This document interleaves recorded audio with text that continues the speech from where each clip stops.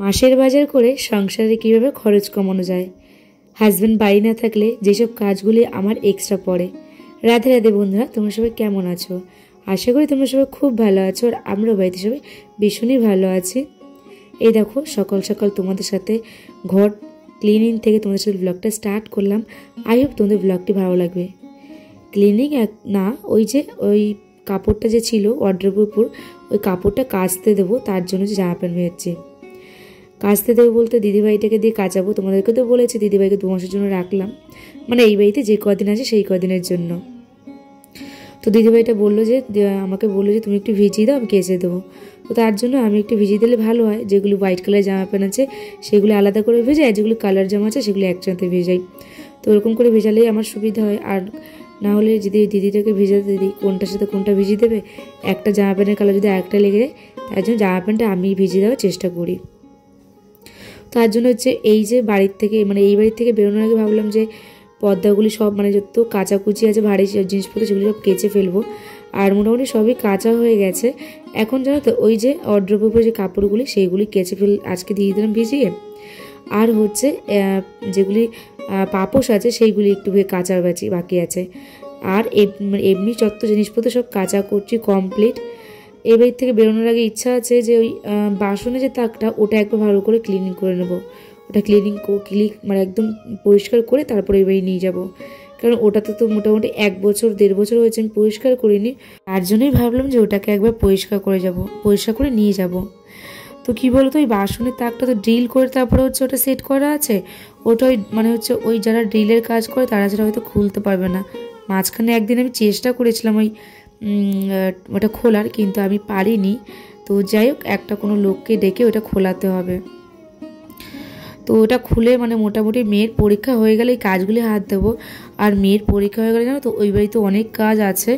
তো সব কিছুরই ভিডিও তোমরা পাবে। ওই বাড়িতে শিফট হলে কি কি করি না করি সবটাই শেয়ার করব। আর জানো তো বন্ধুরা, ওই যে মা যখন 1.5 বছর আগে ঘরে ঢোকে, তখন ওই যে গৃহপ্রবেশ করে, কিন্তু তারপরে তো আমরা গিয়ে নর্মালি 2-1 দিন থাকতাম, চলে আসতাম। এমনি তো কন্টিনিউ থাকা হয় না। আর তার জন্য আমার হাজব্যান্ড আর আমি মিলে ডিসিশন নিয়েছি যে ওই বাড়িতে একটা কীর্তন দিয়ে তারপরে হচ্ছে ঘরে ঢুকবো। ভুল কথা বললাম, মানে ঢোকার পর একটা কীর্তন দেব। তো ওটা একটা মনে একটা ইচ্ছে আছে। আর আমার মার যে ঠাকুর আসনটা আছে, ওটা তো মা এখন ঠাকুর পাতেনি, যেহেতু আমরা কেউ থাকি না, মানে মা থাকে না, তার জন্য ঠাকুর পাতেনি। তো ভাবলাম যে ওইখানে ওই ঠাকুর আসনটাও উদ্বোধন করে নেব। আর এদিকে শাশুড়ি মাও আমাকে মাঝখানে একদিন বলছিল যে লক্ষ্মী ঠাকুরটা আমাকে দিয়ে দেবে, যেহেতু মা এখন আর পারে না লক্ষ্মী পুজো করতে, মানে সময় পারে না বা শরীরটা দেয় না। বৃহস্পতিবার করে একটা বড় পুজো থাকে, সময়ের ব্যাপার থাকে। তো ওই জন্য মা বলছিল মানে আমাকে লক্ষ্মী ঠাকুরটা দিয়ে দেবে। তো ভাবলাম যে লক্ষ্মী ঠাকুরটা নিয়ে যাব। আর হচ্ছে ওই যে একটু রাধাকৃষ্ণ আর হচ্ছে লোকনাথ পাতবো ওই ঠাকুর আসনে, মানে ওই ঠাকুর আসনে প্রতিষ্ঠা করব। তো এটা একটা করবো, আর একটা কীর্তন দেবো। এইটা একটা মনে ইচ্ছা আছে। তো জানি না কতটা কি পারবো, মনে তো অনেকটা ইচ্ছা আছে, অনেক কিছু ইচ্ছা আছে। অল্প অল্প করে আস্তে আস্তে করে সবটাই করার চেষ্টা করব। তো এরকম অনেক কাজ আছে যেগুলি একটা বাড়ি থেকে আর একটা বাড়িতে শিফট হওয়া মানে তো তোমরা বুঝতে পারছো প্রচুর ঝামেলা, প্রচুর কাজবাজ থাকে, ঘরদোর গুছানো সব কিছু। মোটামুটি ওই বাড়িতে গিয়ে আমি হচ্ছে সব গুছিয়ে নেবো। আর গুছিয়ে নেবো বলতে একটা ঘর গুছিয়ে নেবো, আর একটা ঘর গুছাবো না, কেন কীর্তন হবে। তো ওই আমার একটা খাট, মানে আমার এই ঘরের খাটটা যদি পাতি, আর একটা যে ফাঁকা ঘর আছে সেটাতে পাতলে না কীর্তনটা করতে পারবে না। তো যে কীর্তনটা দেওয়ার পরই ওই ঘরে সব জিনিসপত্র গুছাবো। যাই হোক, অনেক কথা বলে ফেললাম। আর এই যে দেখো কথা বলতে বলতে রান্নাবান্নাও আমার সারা হয়ে গেছে। তো রান্না করেছি আজকে ওই যে সোয়াবিন করেছি, গাজর বিনস আলু কড়াইশুঁটিতে ভাজা, আর হচ্ছে ডাল। এই রান্নাবান্না। আর সোনালি দুধ আছে। তো দুপুরের দিকে ওরা এসে 12টা 12:30 নাগাদ। চলো খাওয়া দাওয়াটা সেরে নিই। মনে তো অনেক কিছু ইচ্ছে আছে, কতটা কি করতে পারবো জানি না, কিন্তু অবশ্যই চেষ্টা করব। কি হবে না হবে সেটা পরের কথা, এই এখন যে প্রেজেন্টে যে চিন্তাধারাটা করছি সেটাকে এগিয়ে নিয়ে যাওয়া বা ওইটাকে ফুলফিল করারই চেষ্টা সারা জীবন আমি করে থাকি বা করে থাকবো। যাই হোক, এইদিকে হচ্ছে ভাতগুলো আমি বেরিয়ে নিয়েছি, আর এখন এই যে ভাজাগুলি দিচ্ছি। আর আমার মেয়েকে না একটু মানে গুছিয়ে খেতে দিলে, মানে যেই তরকারিটাই হোক না কেন একটু বাটিতে করে দিয়ে খেতে দিলে ও পছন্দ করে। তো ওকে একটু বাটিতে ডাল দিয়ে দিলাম, একটু ভাজা, আর একটু বাটিতে সয়াবিন দিয়ে দিলাম। আজকে এই মোটামুটি নিরামিষ দিয়ে চালালাম। আর কালকে যাই হোক দেখা যাবে, হাজব্যান্ড কালকে বাড়িতে আসবে। কালকেও ও আজ দিনকে আসে, মাছ টাছ নিয়ে আসে। আবার অনেক সময় ও পরের দিনকার জন্য মাছ আমাদের জন্য কিনেও দিয়ে যায়, যেহেতু আমি বাজার দোকানে ঠিক মানে মাছ টাছ মানে মানে মেয়ে যদি ছুটি থাকে আমি তো বাজার কোনোভাবেই যাবো না, মানে আমার একদম ঘর থেকে বেরোতে ভালো লাগে না। যাই হোক, ওই জন্য অনেক সময় মাছটা কিনে ঘরেও রেখে দিয়ে যায়। তো এই দেখো, এদিকে আমি চলে এসেছি ছাদে। আর ছাদে ওই যে কাজের দিদিটা কেচে গেছিলো, তো সব জামা প্যান্টগুলো শুকিয়ে মানে ভাবলাম যে শুকিয়ে গেছে, কিন্তু এসে দেখছি যে ও মা, আমি সকালবেলা তো দেখলাম মানে আকাশের মুখ তো একদম ভার হয়েছিল, তো জামা প্যান্ট আর্ধেকের বেশি শুকায়নি। তো ওর জন্যই হচ্ছে এই যে জামা প্যান্ট যেগুলো শুকিয়ে গেছে, যেরকম গামছা টামছা রুমাল টোমাল এগুলি তো শুকিয়ে গেছে, এইগুলি হচ্ছে ওই তোমার হচ্ছে এইগুলি তোমার ওই শুকনোগুলি একটা আমি নিয়ে যাবার, ভেজাগুলি আমি নিয়ে যাবার, শুকনোগুলি লাদুরাতে দিয়েছিলাম। তারপরে নিচে এসে জামা প্যান্টগুলি রেখে এই যে ওয়ারড্রপের কাপড়টা সকালবেলা কেচে দিয়েছিলাম, তো এইটা এখন হচ্ছে পেতে এগুলি গুছিয়ে নেব। আর একটা কথা কি বলো তো, এই যে ওয়ারড্রপের এক্সট্রা কাপড় নেই, নতুন একটা কাপড় ছিল, তো ওই জন্য হচ্ছে সেটা পাতা ছিল। নতুন একটা নাইটি ছিল আমার মেয়ের, সেটা মেয়ে পরবে না করে ওই নাইটিটা আমি হচ্ছে হাতাটা কেটে বাদ দিয়ে আমি ওই নাইটিটার কাপড়টা আমি হচ্ছে এটা কাভার হিসেবে ইউজ করি। জানি না, আমার একটু মানে এই কাভারগুলি একটু কেনার ইচ্ছা আছে, মানে কেনা বলতে কাপড় কিনে তারপরে কেটে সাইজ মতো মানে সেলাই করে নিতে হবে। তো ওরকম করার ইচ্ছা আছে, ওইবারই শিফট হই, তারপরে এইগুলি করবো, ওই পর্দাগুলি সেইটা মানে নতুন করে বানাবো। যাই হোক, একটা কথা না তোমাদের থেকে জানতে চাই যে আমি না এই ভেজা কাপড়টা দিয়ে দেখো আমি ওয়ারড্রপটা হালকা একটু না দেওয়ার মতো অল্প একটু জল ছিটিয়ে মানে কাপড়টার মধ্যে একটু শুকনো শুকনো করে পুছে নিলাম, যেন ধুলোটা মানে না ওড়ে, ডাস্ট যেটা। আর তারপর হচ্ছে ওটা দিয়ে একটু মানে এই তারটারগুলো একটু পুছে নিলাম। আর একটা কথা তোমাদেরকে বলছি, আমার যখন টিভিটা আমার ঘরে ডেলিভারি হয়, তখন যে ছেলেটা সেট আপ করতে আসে, টিভিটা মানে সেট করতে আসে, ওই ছেলেটা আমাকে বললো যে কলিং দিয়ে টিভি না মুছতে। আমরা তো জানি টিভি সব কলিং দিয়ে মুছে, কিন্তু ওই ছেলেটা বলে গেলো না, কলিং দিয়ে না মুছতে।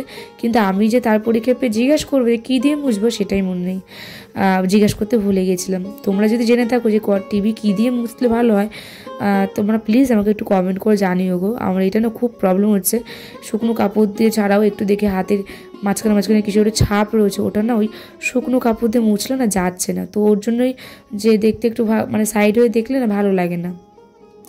তো তোমরা যদি জেনে থাকো প্লিজ একটু কমেন্ট করে আমাকে জানিও। চলো, এদিকে হচ্ছে বেড কাভারটা চেঞ্জ করে নিও, ওই যে কাঁচা বেড কাভারটাই আবার পেতে দিলাম। এখানে বালিশের কাভারগুলি নোংরা হয়নি, আর বেড কাভারে একটা সাইডে কিছু একটা পড়েছে, ওটার জন্য এত বিচ্ছিরি দাগ হয়েছিল, ওই জন্যই বেড কাভারটা তুলে কেচে দিয়েছিলাম। তো যাই হোক, সারাদিন একটু মাদুরটা পেতে রেখেছিলাম মানে এই 2-3 ঘন্টা। তারপরে এই যে এখন চাদরটা পাল্টে একটু বিছানাটা গুছিয়ে নিয়েছি। একটু গোছানো, ঘর ধরে একটু গোছানো থাকলে না আমার মুডটা ফ্রেশ থাকে আর মনটাও ভালো লাগে। এইটা তো ঠিক যে মন ভালো লাগে, কিন্তু জানো তো তোমাদেরকে একটা কথা বলি, আমার না মোটামুটি 1-1.5 মাস ধরে এত লেজি লাগছে, মানে এত মানে কোনো কাজ করতে ইচ্ছা করছে না, যে কোনো কাজই হচ্ছে এত আলসেমি লাগছে বলার মতো না। তোমাদেরকে কি বলবো, মানে যেই কাজটা না করলে নয় এরকম একটা ব্যাপার, জানো তো। কিন্তু ঘর দৌড় তো নোংরা থাকলে আমার একদমই ভালো লাগে না, মন মেজাজ খারাপ লাগে, মানে মাইন্ডটা মানে ঠিকঠাক লাগে না। তো কেন জানি না এটা হচ্ছে, আগে তো 5টার মধ্যে ঘুম থেকে উঠে পড়তাম, কিন্তু এখন যেরকমভাবে চলছে আমার, আমি নিজে যেরকমভাবে চলছে আমি নিজেই না ভাবি যে আমি কি কুড়ে হয়ে যাচ্ছে দিনকে। এটা না খুব মাঝখানে ফিল, মানে এখন খুব ইদানিং আমার কদিন ধরে ফিল হচ্ছে যে আমি কাজ বাজ হয়তো ঘরে ঠিকঠাক করে করছি না, যেগুলি করা দরকার সেগুলি করছি না।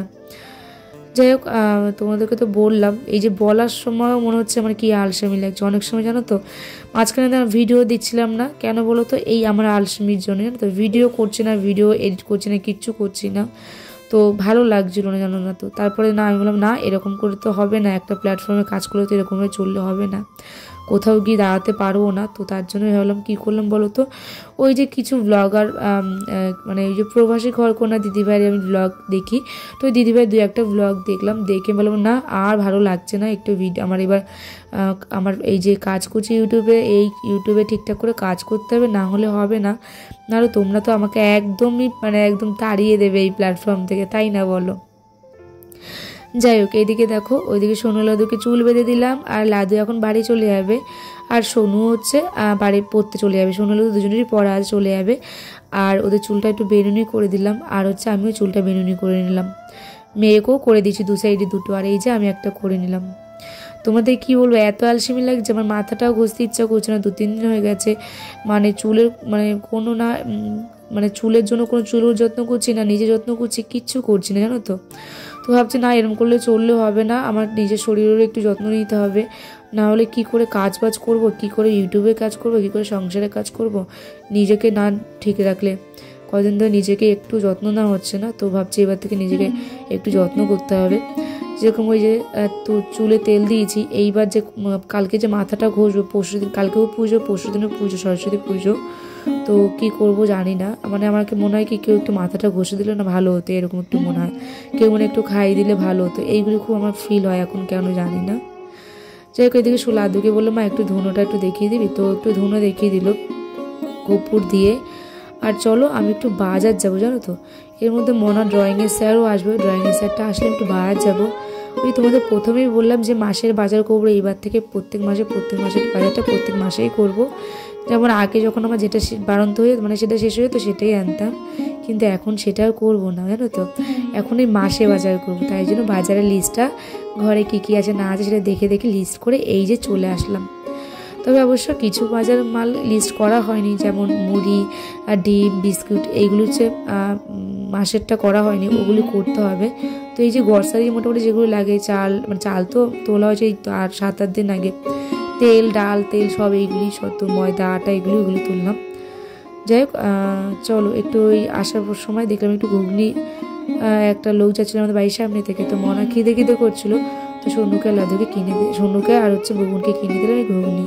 সোনু পড়ে এসছে, একটু মনাকে পড়াবে করে, যেহেতু আমার মাসের বাজারটা করেছি এটা গুছাবো তার জন্য। তো কী কী নিয়েছে দেখো, নিয়েছে আটা, ময়দা, চাউমিন, এই যে মুসুরির ডাল 1 কেজি এখানে আছে, আর নিয়েছে এই যে 100 শুকনো লঙ্কা, আর এই যে 500 মুসুরির ডাল, আর হচ্ছে এখানে আছে কাঁচা লঙ্কা, অল্প কাটা আছে তাও নিয়ে আসলাম, আর নুন মোটামুটি 2টো ঘরের প্যাকেট ছিল, ওই জন্য একটা নিয়ে আসলাম যেন মাছটা কাভার হয়ে যায়, আর তেলও মোটামুটি এখনও ছিল ঘরে, তাও এই যে 4 লিটার নিয়ে আসলাম, একটা সর্ষে 3টে রিফাইন অয়েল নিয়ে এসে, একটু কালো জিরে, চাউমিন, এই যে বাজার নিয়ে এসে, আর নিয়ে এসেছি আলু আদা রসুন এইগুলি নিয়ে এসেছি। এই যে এখানে নিয়ে এসে 250 আদা আর 2 কিলো আলু, আর মোটামুটি 1-1.5 কিলো আলু এখনও ঘরে আছে। আর ব্যাপারটা কি বলো তো, মোটামুটি 5 কিলো আলু আনলেও অসুবিধা নেই, আলুর দামটা এখন কম, 18 টাকা করে আমাদের এখানকার আলুর দাম, আর আদা 10 টাকা করে সব। ওই যে আমার যে ফ্রিজের নিচে যে আলু পেঁয়াজ রাখি যে ট্রেটা, ওই ট্রেটা দেখছি কি মানে মোটামুটি তোমার 2.5-3 কিলো আলু পেঁয়াজ নিয়ে সব কিছু নিয়ে 2.5-3 কিলোই ধরে, এর থেকে বেশি ধরে না জানো তো, তো ওরকম বুঝেই আনতে হয়। যাই হোক, এইগুলি হচ্ছে জায়গায় এখন গুছিয়ে রেখে দেবো, কারণ কালকে সকালে হাজব্যান্ড আসবে, আর এইগুলি তো গোছানোর সময় পাবো না, ও এসে আবার ডিউটি যায়, রান্না বান্না তাড়া থাকে, তো ওই জন্য যেইভাবে আমি সংসারের জিনিসপত্রগুলো একটু টুকিটাকি করে গুছিয়ে রাখি। চলো ভিডিওটা তাহলে এখানে এন্ড করছি। ভিডিওটা কেমন লাগলো প্লিজ তোমরা কমেন্ট করে জানিও। টাটা, সবাই ভালো থাকো।